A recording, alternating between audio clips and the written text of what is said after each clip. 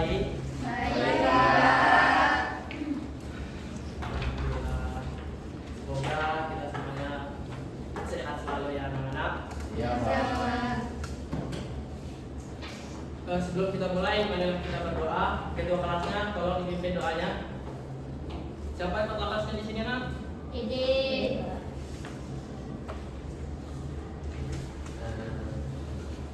Sebelum belajar, marilah kita berdoa. Doa mulai.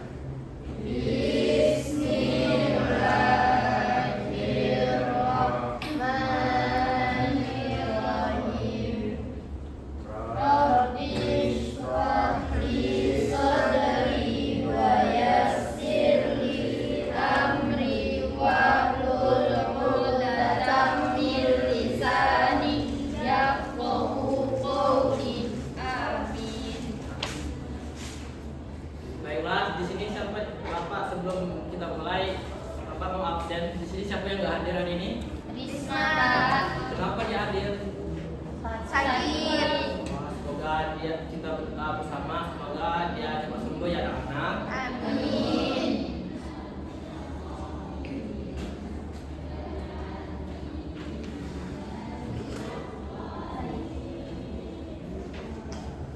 Di sini Bapak akan membagikan materi kita hari ini anak-anak.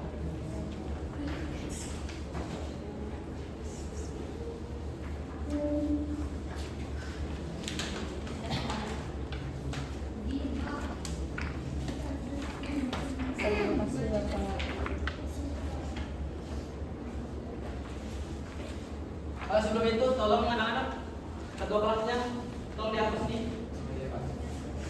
Nah, dan juga kursi-kursinya ini coba dirapikan terlebih dahulu. Yang di belakang coba duduk di depan.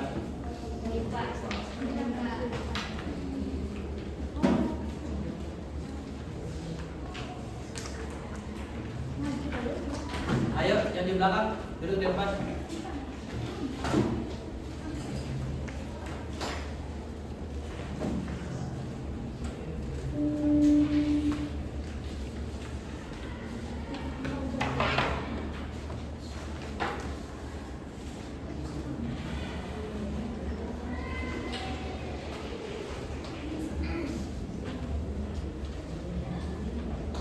Sudah?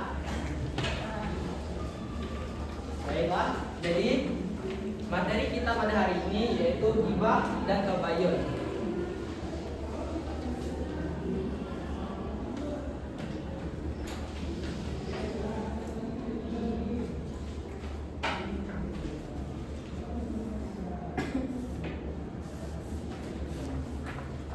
Di sini ada yang sudah familiar nggak kata-kata ghibah ini?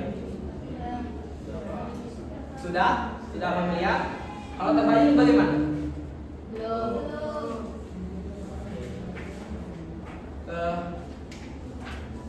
Yang familiar kata ghibah tadi siapa? Yang bilang sudah pernah? Yang bilang tadi sudah pernah terbiasa atau sudah familiar kata-kata ghibah tadi? Coba menurut kamu kata ghibah itu apa?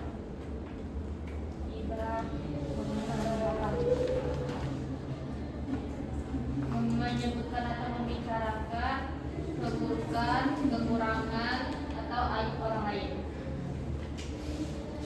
Ada yang menambah? Mau nambah?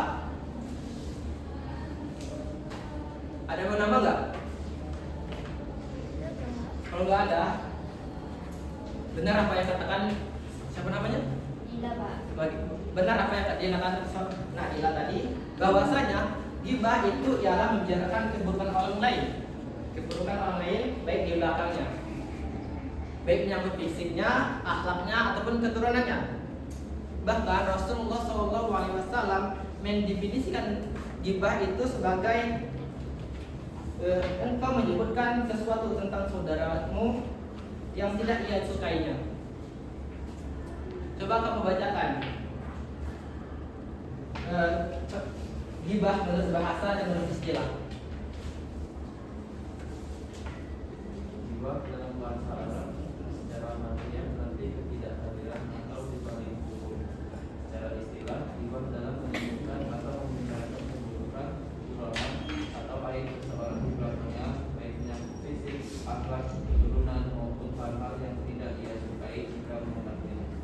Nah, jadi anak-anak, ghibah itu ialah membicarakan keburukan orang lain di belakangnya,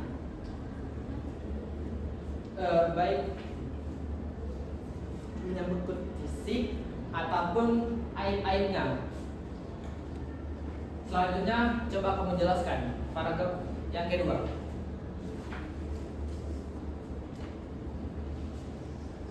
Perbuatan ghibah dalam Islam merupakan dosa besar yang diharapkan secara tegas.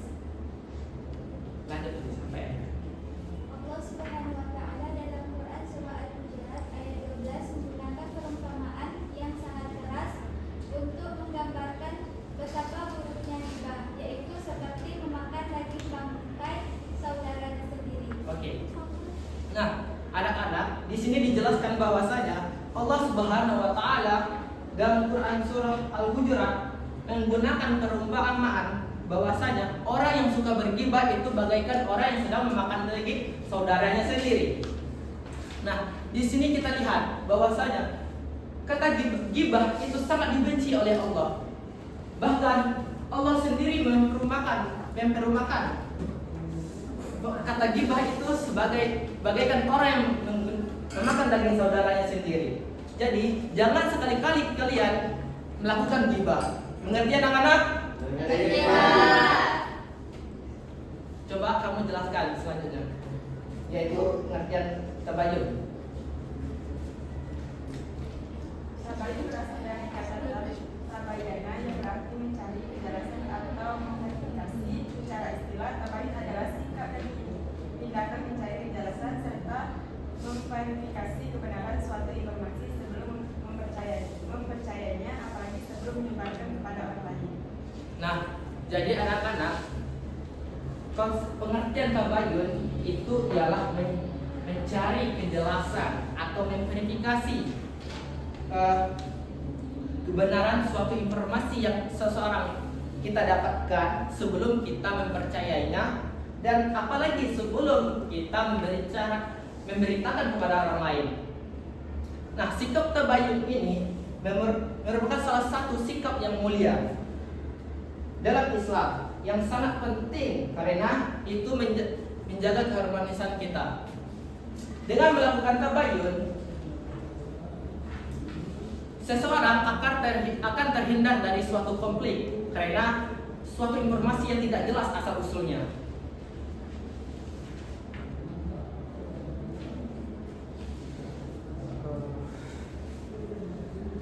Bahkan perintah tabayun itu ada dalam surah Al-Quran surah Al-Hujurat ayat yang ke-6. Coba kamu sebutkan apa maksudnya dalam surah tersebut.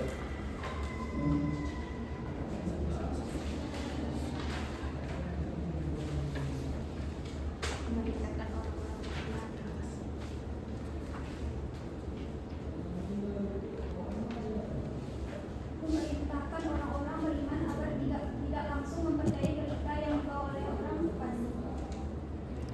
Nah, di sini sudah dijelaskan oleh Allah Subhanahu wa taala bahwasanya agar memerintahkan orang-orang yang beriman itu agar tidak langsung mempercayai berita-berita yang belum pasti asal usulnya. Allah memerintahkan kita untuk harus melakukan tabayun terlebih dahulu, memverifikasi berita tersebut, mencari sumber berita tersebut agar tidak menimbulkan suatu kecelakaan karena tidak ketahuan kita, sehingga kemudian kita menyesal atas perbuatan tersebut. Adapun langkah-langkah tabayun yang dapat kita lakukan, yang pertama coba kamu sebutkan langkah-langkah tabayun.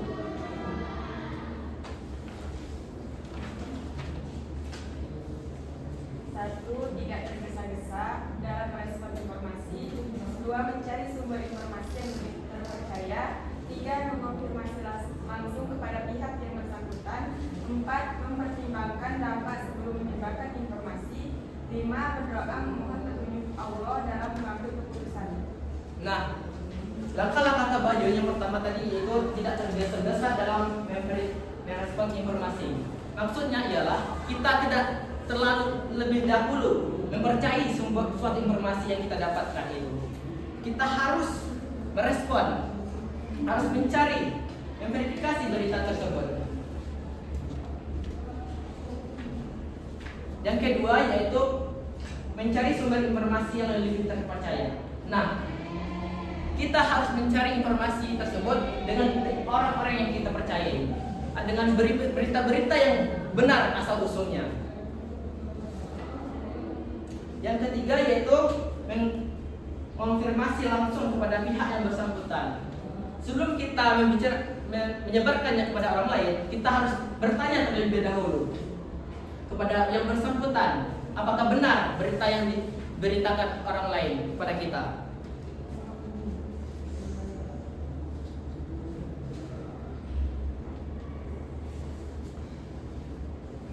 Kita masuk ke bahasan yang ketiga yaitu dampak ghibah dan pentingnya tabayun dalam kehidupan sehari-hari. Ghibah itu memiliki dampak yang sangat luas bagi pelakunya maupun bagi masyarakat. Coba kamu sebutkan dampak ghibah bagi pelakunya.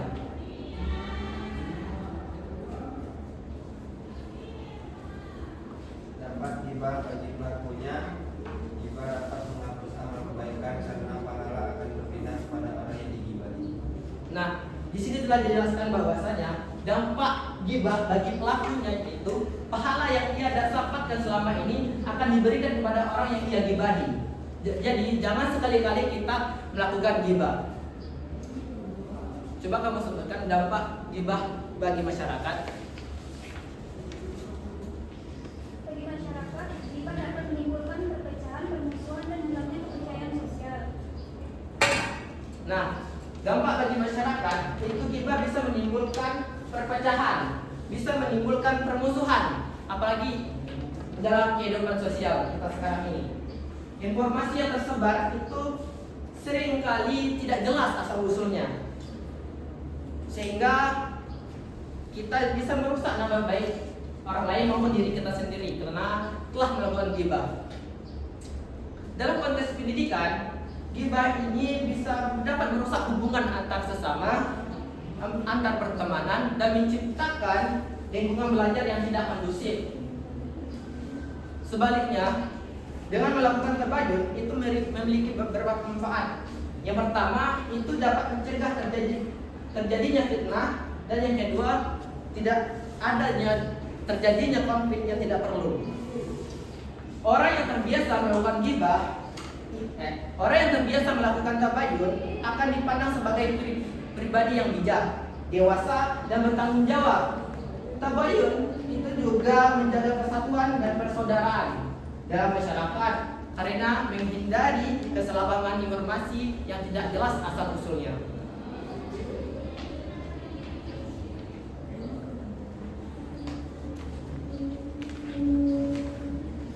Pembahasan yang keempat yaitu implementasi menghindari ghibah dan bertabayun dalam kehidupan sehari-hari. Implementasi menjauhi ghibah dapat dilakukan dengan beberapa cara yang konkret. Coba kamu jelaskan. Yang pertama di lingkungan sekolah.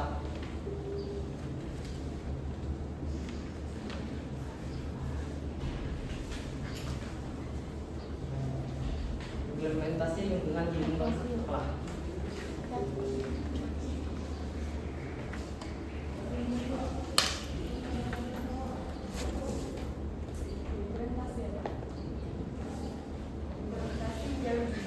Dapat dilakukan dengan beberapa cara konkret di lingkungan sekolah, menghindari pengunjingan tentang teman atau guru, mengalihkan pembicaraan saat ada yang mulai berubah, dan memilih teman yang membawa pengaruh positif di lingkungan keluarga. Nah, di sini telah dijelaskan bahwasanya di lingkungan sekolah kita bisa menghindari pengunjingan tentang teman ataupun guru dengan cara mengalihkan pembicaraan saat ada seseorang yang melakukan atau yang memulai ghibah. Dan cara yang selanjutnya yaitu dengan memilih teman-teman yang baik, yang membawa pengaruh-pengaruh yang positif, jangan mencari teman yang membawa pengaruh-pengaruh yang negatif. Adapun di lingkungan keluarga, kita tidak perlu membicarakan keburukan tetangga kita ataupun kerabat-kerabat kita. Selain itu, kita juga bisa menjaga lisan kita dalam setiap pembicaraan yang kita ucapkan. Nah, di dalam media sosial sekarang saat ini, kita cara mengimplementasi menghindari gibah yang itu kita bisa tidak menyebarkan konten-konten negatif tentang orang lain. Selain itu, kita juga tidak berkomentar negatif dan tidak menyebarkan informasi yang belum terverifikasi. Di sini ada yang pernah melihat orang yang melakukan komentar-komentar yang negatif nggak? Nah, itulah salah satu contoh orang yang tidak pernah melakukan salah satu contoh orang yang melakukan gibah.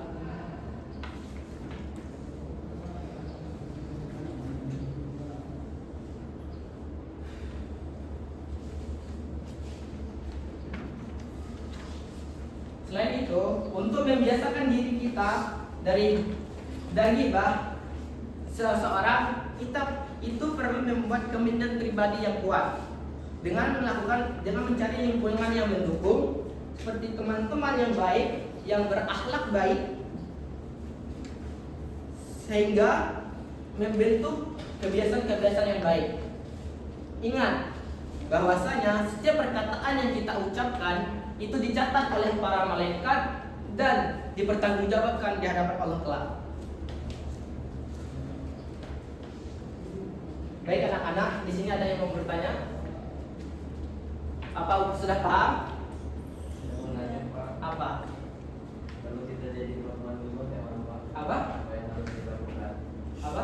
Kalau kita jadi korban gibah. Korban gibah, kita harus bersabar.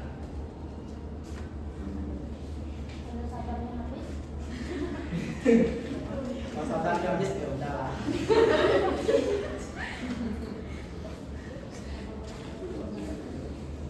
Ada yang bertanya lagi?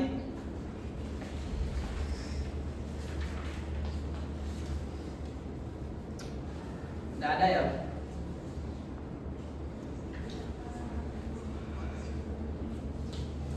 Baiklah, kalau begitu kita bagi yang kelompoknya terlebih dahulu.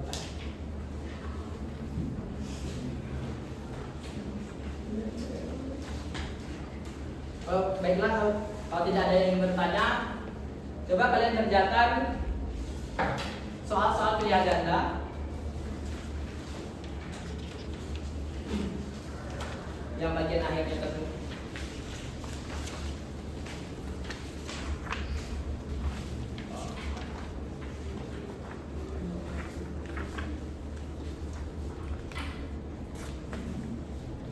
Sudah? Lakukan semuanya kan?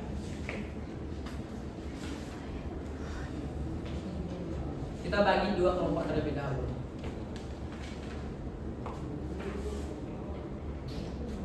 Hitung dari 1 sampai 2. 2, 2,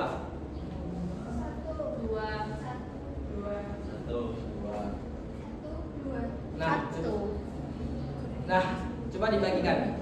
Yang mendapatkan nomor 1, kelompok 1, yang nomor 2, nomor 2.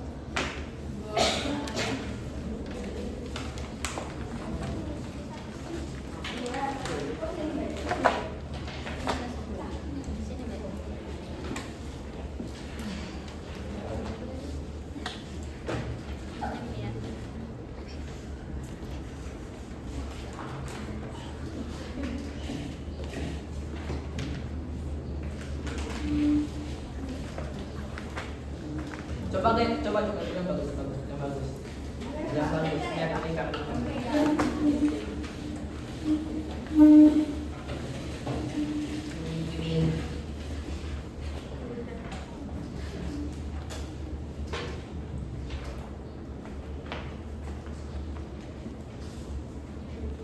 Sudah semuanya?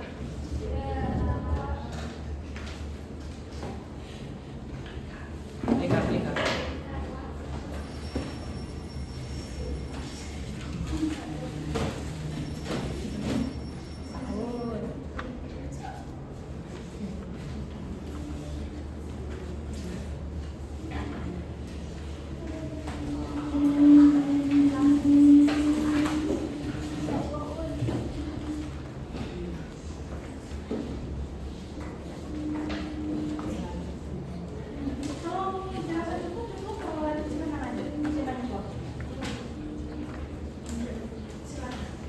Baiklah. Kelompok 1 mana tadi? Kalian akan menjawab. Di sini ada 20 soal ya. Nah, kelompok 1 dari nomor 1 sampai nomor 10 ya. Nah, seperti ini kelompok 2. Itu dari nomor 11 sampai 20.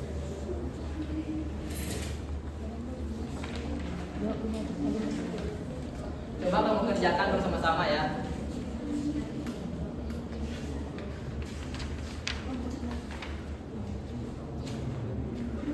Yang di sini ngapain? Kerjain.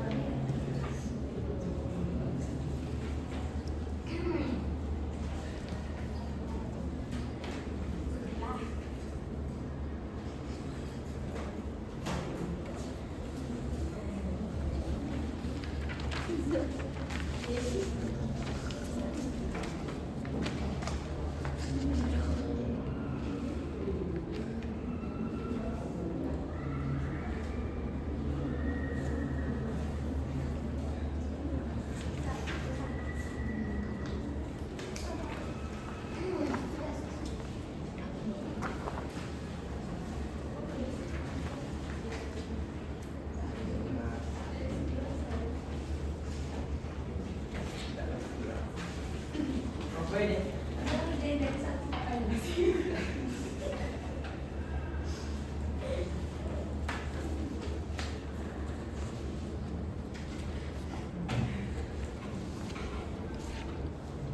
Sudah? Sudah, Pak. Baiklah.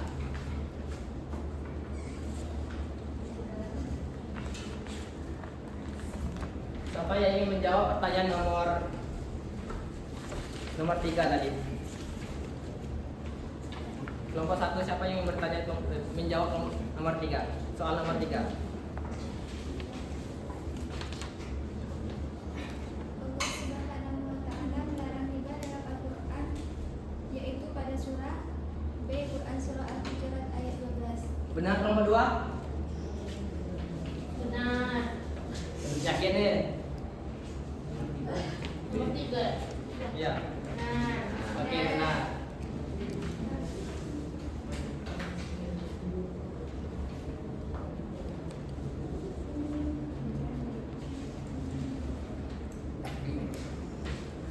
Coba kamu jawab pertanyaan nomor 12. Ya.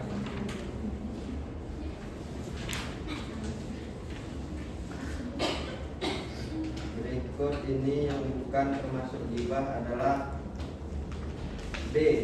Membicarakan kejahatan seseorang untuk mencegah bahaya. Benar nomor 1? Oke lah.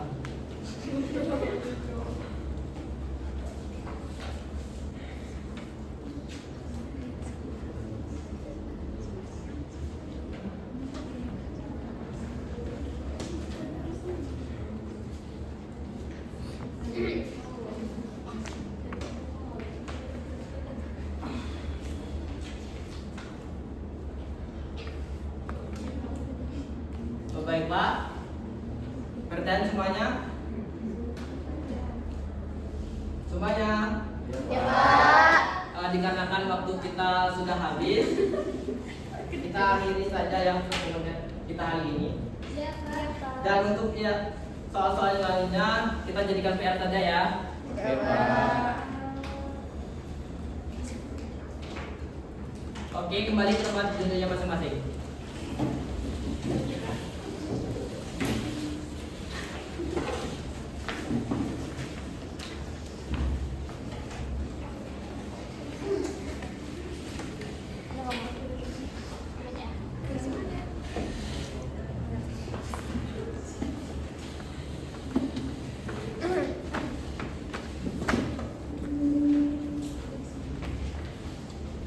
Sudah semuanya? Baiklah. Bapak di sini akan menyimpulkan ke pembahasan kita hari ini. Yang pertama yaitu ghibah. Ghibah ialah membicarakan keburukan orang lain, kekurangan orang lain di belakangnya. Meskipun hal yang dibicarakan itu itu benar adanya. Dalam Islam, ghibah itu termasuk dalam dosa besar yang sangat dilarang tegas. Bahkan Allah Subhanahu wa taala menyerupakan orang yang berghibah itu bagaikan orang yang memakan daging saudaranya sendiri. Adapun tabayun itu ialah sikap mencari kejelasan dan kebenaran suatu informasi sebelum mempercayai informasi tersebut. Adapun dampak negatif bagi ghibah ialah merusak keharmonisan dan nama baik seseorang, menimbulkan permusuhan dan memecahkan persaudaraan, hingga menodai hati dan akhlak pelakunya. Adapun manfaatnya tabayun yaitu mencegah adanya fitnah dan kesalahpahaman serta melindungi kehormatan orang yang tidak bersalah. Baiklah, sebelum kita akhiri, lebih kita berdoa. Ketua kelasnya coba berdoa. Dengan mengakhiri pelajaran hari ini, marilah kita berdoa. Mulai.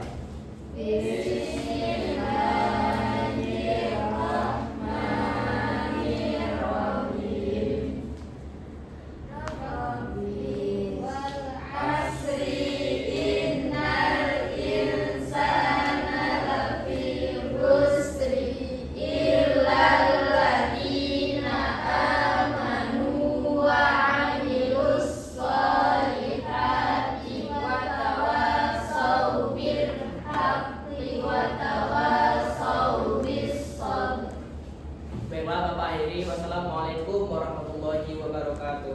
Waalaikumsalam.